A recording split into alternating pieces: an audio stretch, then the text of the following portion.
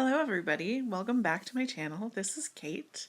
I am doing this voiceover from a different location than I normally do because I'm on vacation. It's kind of amazing that I even thought ahead to film this video at home to be able to do it here on the road, but I did it, yay! And so now I'm showing you how I'm making April's mandalas. If you noticed, when I was making the smaller circles in the middle for the grid, I had to move the paper. Sometimes that just works easier, and because even though my compass is really good and I like it a lot, sometimes it'll collapse in on itself, making the circles wonky, and then I have to redo them. But as I get to the outer circles, it becomes easier to move the compass instead. So you develop techniques as you work with your tools, and that's what I've done. And then after that, you saw me use the protractor to put the marks in for 10 degrees, and then I used my ruler to put in the lines for the grid. And I know it's not really easy to see the grid, but I think the pencil marks are showing up at least a little bit on the pink in the video. And then in order to start drawing my mandalas, what I decided to do for May is to have pairs, and all of the pairs are pink and teal or blue, whatever color you want to call that. They're all pattern papers. I didn't make any of these backgrounds. And I think they're even all from the same collection. I can't remember which one, but it's something American Crafts, one of the ladies that does designs for American Crafts and collections.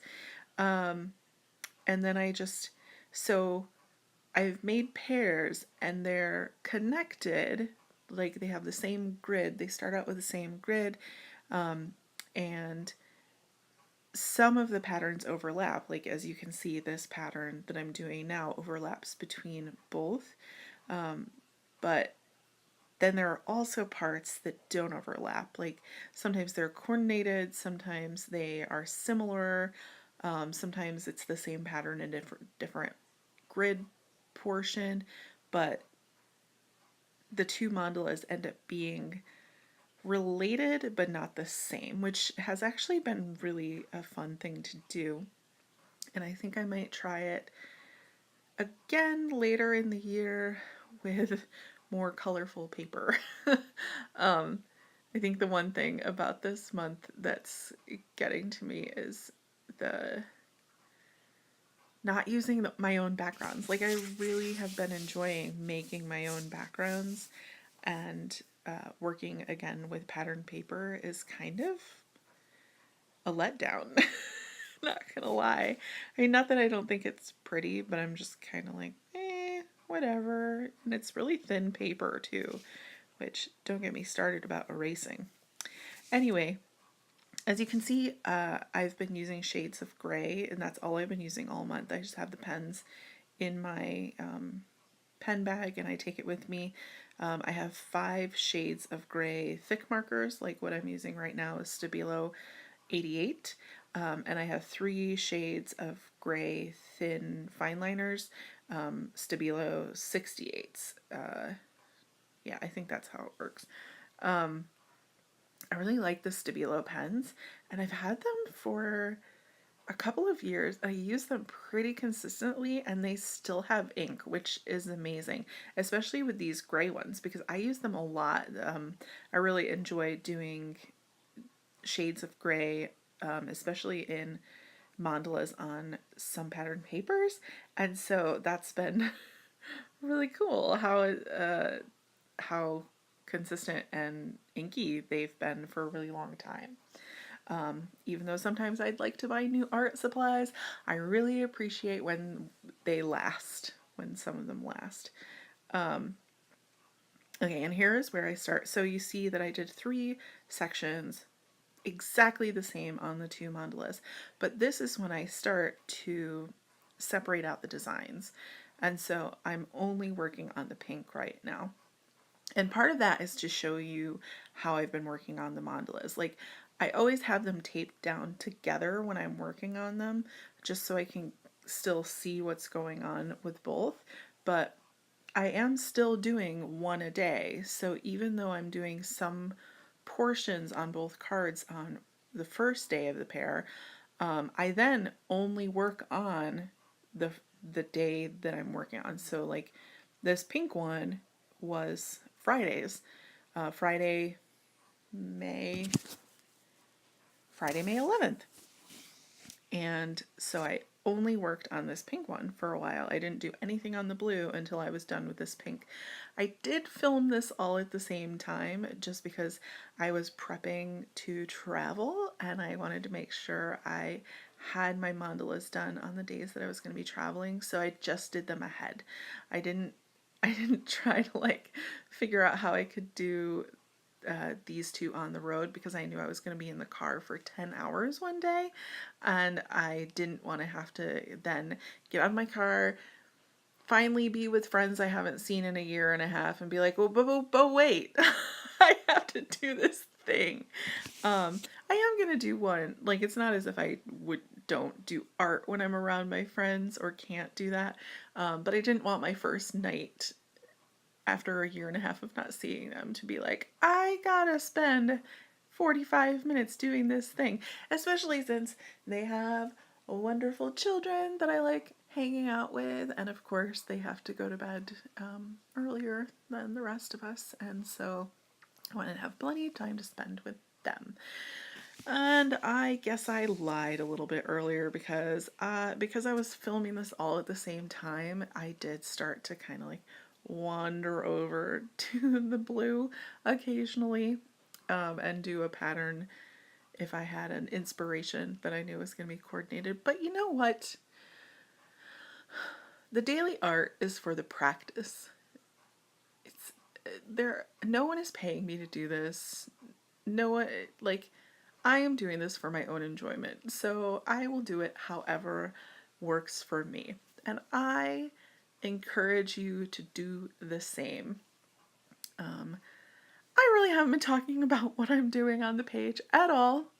It's a lot of patterns that I use regularly, and I think a lot of the visual is showing you what I'm doing. This was a new pattern that I learned or was inspired to do by watching a sketchbook revival video, and it's a wave pattern. I've done it on several of my designs recently, and one of the things I learned in that video, which was kind of cool, or thought about in a new way, was the idea that when you have these repeated patterns, even when they're not perfect, like your eye kind of glosses over the imperfections to only see the consistency of the pattern. So even though all of those little waves are not exactly the same, they look very similar because you're just taking it all in. You're just taking in the whole vista. All right. So I've finished the pink and now I've moved on completely to the blue. And as you see, I used the same colors in a similar pattern, but I didn't do the same pattern. But because I've used the same colors in a similar pattern on that one row, they look connected, they look consistent, and it connects the two designs without them being carbon copies of one another. And that's what I've been enjoying about this month's work, is that it's a little simpler because I can do portions like that are the same on both, which is easier because I'm just completing that section on both at the same time.